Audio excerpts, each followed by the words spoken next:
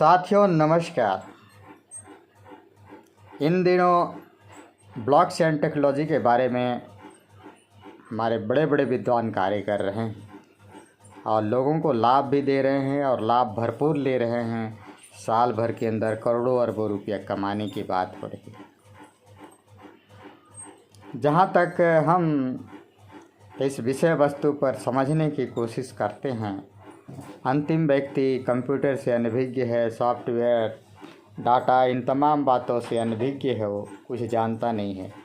लगभग 1-2% ही लोग आज कंप्यूटर की दुनिया को समझ पाए, बाकी सभी लोग इसमें निरक्षर और अनपढ़ हैं।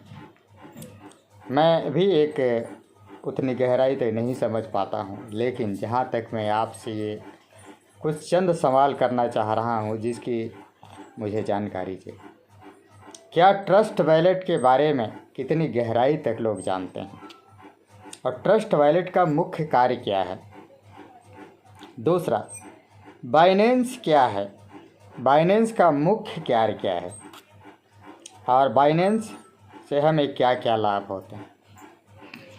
क्या यह अमिट सॉफ्टवेयर है जो कभी नहीं मिटेगी? क्या इसको बनाने वाले के पास इसका खुद का चाबी नहीं है? इसकी प्रूफ कैसे होगी? क्या बाइनेंस ट्रस्ट वॉलेट ऐसे हैं जो किसी भी देश की करेंसी को एक दूसरे से ट्रांसफर अपने आप सिस्टम के माध्यम से किया जा सकता है, जिसके लिए किसी व्यक्ति पर डिपेंड होना ना पड़े?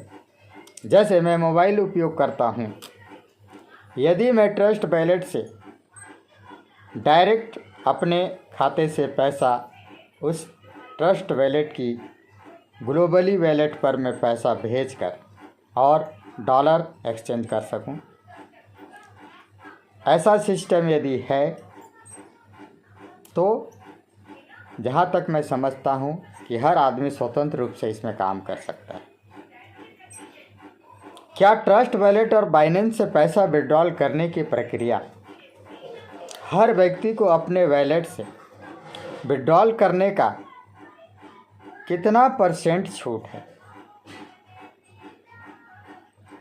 क्या मनमानी तौर से उसके वॉलेट से जितने डॉलर दिख रहे हैं उसको इंडियन करेंसी में ट्रांसलेट करके वो अपना पैसा निकाल सकता है, या फिर उसको निश्चित % के माध्यम से पैसा विड्रॉल करने का अधिकार सिस्टम पर दिया गया है? ऐसे कुछ सवाल मेरे दिल दिमाग में आते हैं और जितने भी ब्लॉकचेन टेक्नोलॉजी के प्रोग्राम देखने को मिल रहे हैं, कई ऐसे सिस्टम आए जिसको लोगों ने कहा ये कभी बंद नहीं होगा, इसका कोई माई बाप नहीं है और ये ऑटोमेटिक अपने आप चलता है, आप पैसा निवेश करो। और सामने वाले को पैसा निवेश कराने के लिए किसी तीसरे व्यक्ति पर डिपेंड होना पड़ता है। तो क्या ये उचित है? ये कभी भी उचित नहीं हो सकता है, क्योंकि मोबाइल हर किसी के हाथ में है और ट्रस्ट वॉलेट बाइनेंस के सॉफ्टवेयर का ऐप तैयार है, तो उसमें ऐसा सिस्टम होना चाहिए कि लोग अपने खाते से पैसा उस बाइनेंस या ट्रस्ट वॉलेट के ग्लोबली वॉलेट पे पैसा भेजकर और वहाँ से जितना पैसा भेजेगा और वो जिस करेंसी को चाहता है, डॉलर चाहता है, इथेरियम चाहता है, बाइनेंस चाहता है, क्या चाहता है, उसके इच्छा अनुसार उसका विड्रॉल मिल जाए और उसके पर्सनल वॉलेट में आ जाए और फिर जब चाहे तो अपने उस डॉलर या बाइनेंस, इथेरियम या कोई भी कॉइन्स हो उसको ट्रांसफ़र करके इंडियन करेंसी में बदल सके या अपने देश की करेंसी में बदल सके। ऐसा यदि कोई सिस्टम तैयार होता है तो मान के चलिए यह एक ओरिजिनल ऑटोपुल ब्लॉकचेन टेक्नोलॉजी का माध्यम माना जाए। सपोज दैट एक कटोरा है और उस कटोरा में सभी लोग पैसे डाल रहे हैं और पानी डाल रहे हैं। पानी या पैसे में से कोई भी एक उदाहरण ले लीजिए आप। मान लीजिए पानी डालते हैं और उस कटोरी की क्षमता 500 मिलीलीटर का क्षमता है। जैसे ही उसमें 1 मिलीलीटर पानी एक्स्ट्रा होता है तो उस कटोरे के चारों तरफ फैलेगा। तो उस कटोरे के चारों तरफ फैलने वाले में से जितने कटोरे होंगे वो किस किस कैटेगरी के कटोरे होंगे, उसमें कितनी कितनी मात्रा पानी निवेश हो सकती है, और वो ऑटो सिस्टम से उन कटोरों को पैसा या पानी डिवाइड कर देगा। ये ऐसा सिस्टम होना चाहिए तो वो ओरिजिनल ब्लॉकचेन टेक्नोलॉजी का विकेंद्रीकरण यानी डिसेंट्रलाइज प्रोग्राम माना जा सकता है।